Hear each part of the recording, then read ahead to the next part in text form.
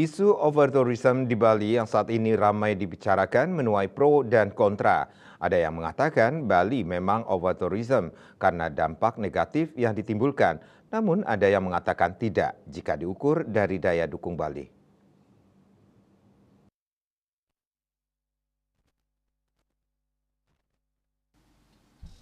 Menurut pengusaha muda sekaligus Ketua Umum BPD HIPMI Bali Agung Bagus Pratiksalinggi saat Musda HIPMI Bali pada Rabu 19 Juni di Sanur, tantangan yang dihadapi Bali adalah trademark internasional yang sedang turun pamornya karena kurangnya pemerataan ekonomi. Ia mendukung program MRT dari pemerintah karena menurutnya hal itu bisa membantu terjadinya pemerataan ekonomi. Adanya transportasi maka kondisi overtourism akan hilang atau menyebar.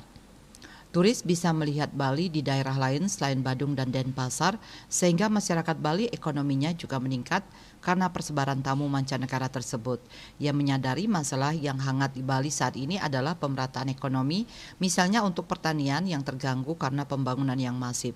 Maka hal tersebut akan menjadi poin utama yang diawasi HIPMI secara bersama, termasuk mendukung akses transportasi ke berbagai wilayah di Bali. HIPMI 3 tahun ke depan akan banyak berkolaborasi dengan pihak internal maupun eksternal. HIPMI sebagai mitra pemerintah tentu harus berani mendukung maupun mengkritisi apa yang menjadi program pemerintah Bali khususnya.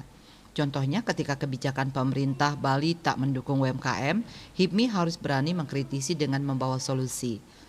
Selain pemerataan ekonomi, ia juga mendorong agar sektor yang dikembangkan tak hanya pariwisata tapi juga sektor lain dengan membuat badan otonom. Pihaknya membentuk 5 badan otonom yang bergerak di bidang hotel dan restoran, art and fashion, agrobisnis, real estate dan properti, transportasi dan travel.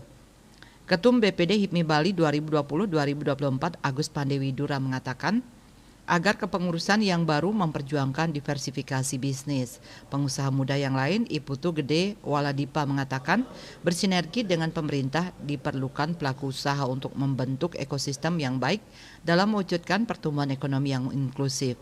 Di samping itu, pelaku usaha juga perlu mengetok tularkan jiwa kewirausahaan kepada anak muda agar dapat membangun ekonomi terutama di bidang non-pariwisata melalui HIPMI perguruan tinggi. Cita Maya, Bali Post melaporkan.